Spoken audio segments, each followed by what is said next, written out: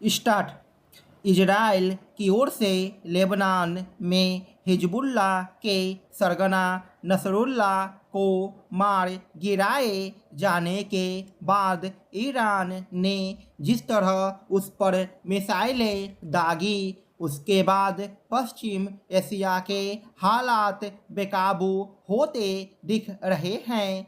इसलिए और भी क्योंकि इजराइल ने दो टूक कहा है कि ईरान को मिसाइल हमले के नतीजे भुगतने होंगे।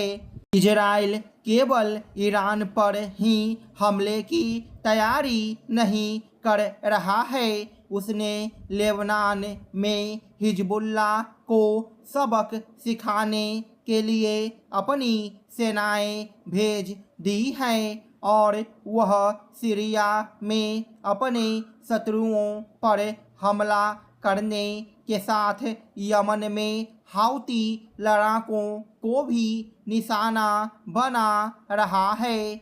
हमास, हिजबुल्लाह और हाउती वे संगठन हैं जिन्हें ईरान हर तरह का सहयोग और समर्थन देता है।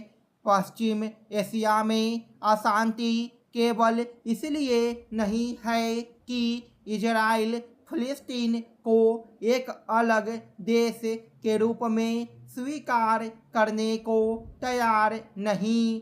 इस अशांति का एक बड़ा कारण ईरान भी है, जो इजराइल का समूल नाश करने की अपनी सनक से ग्रस्त है।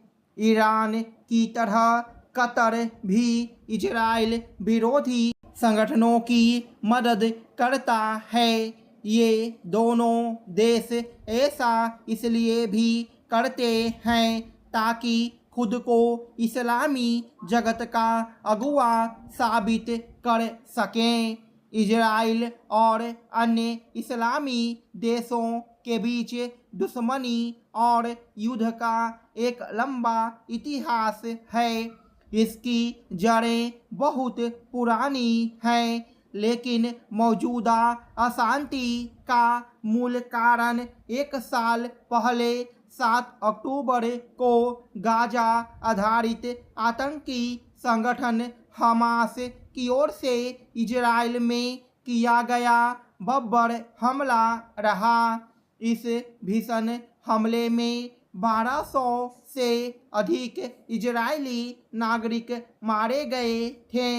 इस हमले के दौरान हमास के आतंकी 200 से अधिक इजरायलियों को बंधक बनाकर गाजा ले आए थे। हमास ने इन बंधकों को रिहा कर कोई समझौता करने से इनकार करके गाजा में अपने लोगों को एक तरह से जानबूझकर मरवाने का ही काम किया।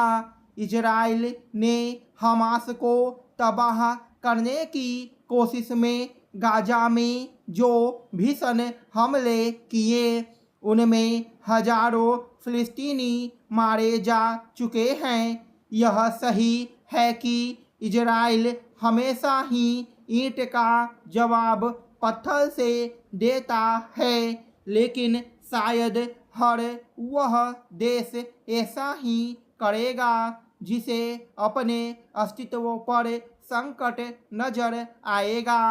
यदि यह अपेक्षा की जा रही है कि इजराइल संयम बरते और हमास, हिजबुल्लाह जैसे संगठनों को सैन्य शक्ति के बल पर मिटाने की जिद छोड़े, तो ईरान और अन्य इस्लामी देशों से यही अपेक्षित है कि वे इजराइल का नामो निशान मिटाने की मानसिकता का परित्याग करें। वास्तव में इसी मानसिकता के चलते अमेरिका और कुछ अन्य देश हर हाल में इजराइल का साथ देने की नीति पर चलते हैं। चूंकि संयुक्त राष्ट्र सुरक्षा परिषद असहाय और अक्षम है, इसलिए पश्चिम एशिया में सुलह समझौते के आसार नहीं दिखते। यदि वहाँ हालात और खराब होते हैं तो इससे विश्व शांति के साथ वैश्विक अर्थव्यवस्था भी खतरे में पड़ेगी, जो यूक्रेन युद्ध के चलते पहले से ही संकट में है।